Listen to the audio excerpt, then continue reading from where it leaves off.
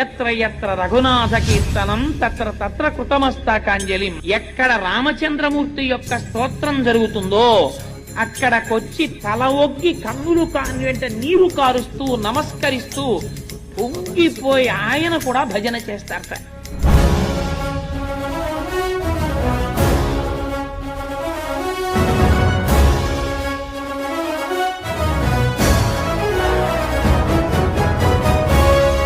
హనుమయ్య చాలా బలవంతుడ్రా, కానీ రాములూరికి సాయపడ్డాకే భగవంతుడయ్యాడు. స్వచ్ఛమైన జీవితాన్ని గడుపుతూ సాటి మనిషిలో భగవంతుని చూసే మనిషికి ఆయన ఎప్పుడు పక్కనే ఉంటాడు, ఏదో ఒక రూపంలో ఆదుకుంటూనే ఉంటాడు. జై చిరంజీవి.